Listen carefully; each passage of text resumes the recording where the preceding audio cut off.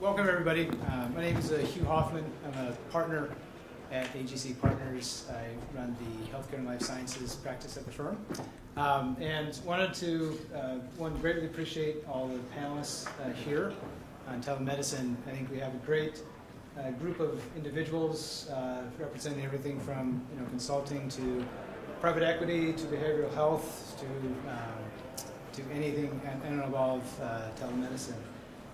What I'd like to do is maybe let each of the panelists spend a minute or so kind of introducing themselves. And then given the time, I'd love to just kind of jump right into some of the topics. So maybe just start us off and we'll go right down the line. Sure. Well, good morning. My name is Drew Turitz. I lead business development and corporate development for TeleDoc. TeleDoc is, we provide 24/7 on-demand access to physicians and other healthcare providers for immediate on-demand convenient access to care. And our model is it's a consumer pull, so we sell to employers and health plans who make our service available to their members, and then it's consumer driven, so when I need to interact with a physician, I use TeleDoc in order to do that. Awesome. Hi everyone, my name is Danish Munir. I'm CTO and co-founder at One Doc Way. We're no longer called One Doc Way, we're now General Telepsychiatry. We got acquired in November. Besides the product engineering, I also oversee our direct-to-consumer business, where we serve patients directly in our California market. Our core business is serving community mental health centers and delivering additional provider capacity at about 10,000 sites. The market size is 10,000 sites in the country.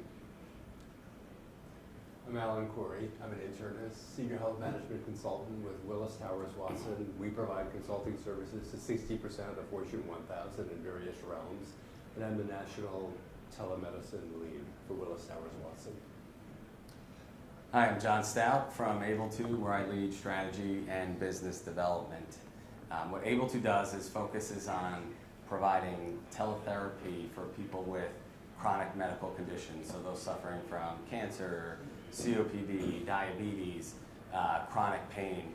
We've developed a highly structured, outcomes-driven teletherapy program to get those people the behavioral health they need to help them get physically healthy quicker. We've really grounded our roots in outcomes-based studies, so highly structured programs where we're measuring performance pre and post-completion and can demonstrate peer-reviewed studies to our health plan partners to show that when we have a graduate from our program, their hospital admissions will be lower, they'll be healthier, lower disability claims, better medication adherence, a very structured, driven behavioral health treatment delivered remotely. Good morning, I'm Mike Balmuth. I'm a partner with SB Life Sciences, which is a healthcare growth equity firm. We manage about $2.5 billion, and all we do is focus on healthcare investing. And in particular, our focus on healthcare services and healthcare information technology. We manage about $2.5 billion, and our most direct connection with telemedicine is through a couple of healthcare services investments. Initially, a dermatology practice called Schweiger Dermatology that has introduced Telederm, and then most recently an investment in a company called Aligned Telehealth that is one of the largest independent telepsychiatry practices in the country.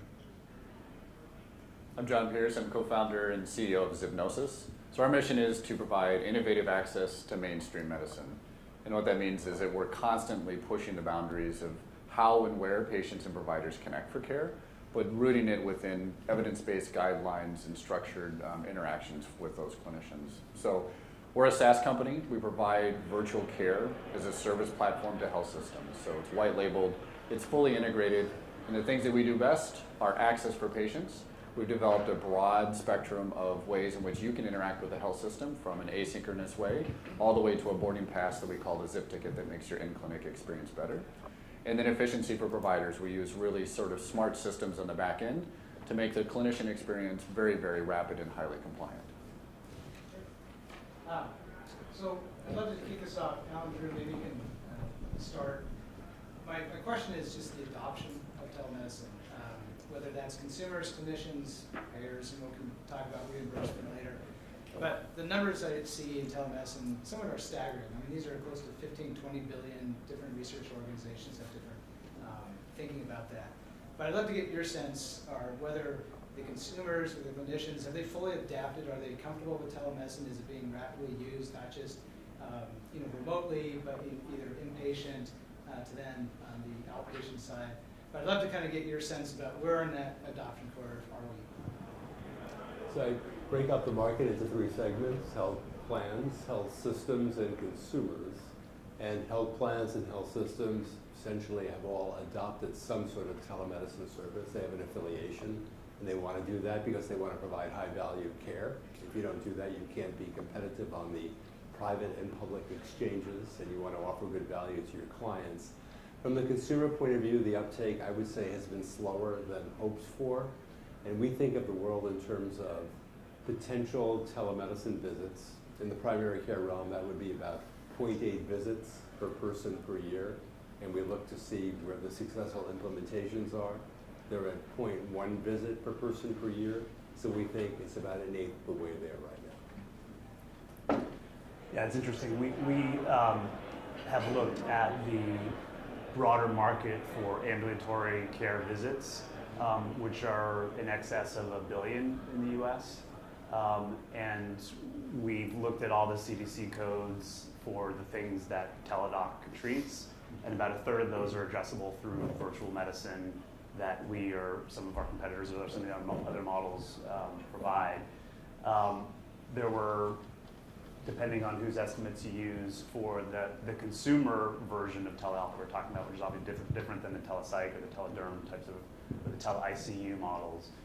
There were about 1 million visits in the US last year out of 400 million. So, we're still basis points into the opportunity here. Having said that, 1 million last year, Teladoc will do nearly 1 million visits this year. So you can see the growth is on a very rapid uptick. So I think that reflects certainly more of the sort of the consumer adoption model.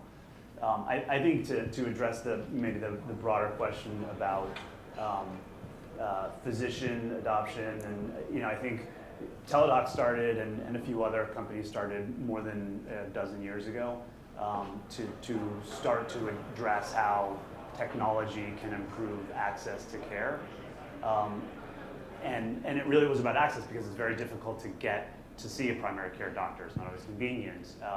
And so I think that, but since then, just having that capability available has required mobility and a lot of adoption around the technology side, which I think is much more pervasive today.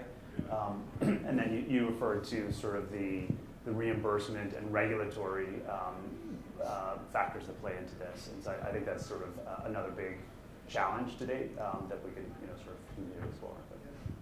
So John, I'll mention John Stout and Mike as well. Is it just, from your experience, seeing different companies being a part of a private company, are the expectations not being met? Is that part of the adoption? And even John Pierce, maybe you can pipe in too in terms of your own business models. I'd love to get a sense of what's happening in terms of expectations.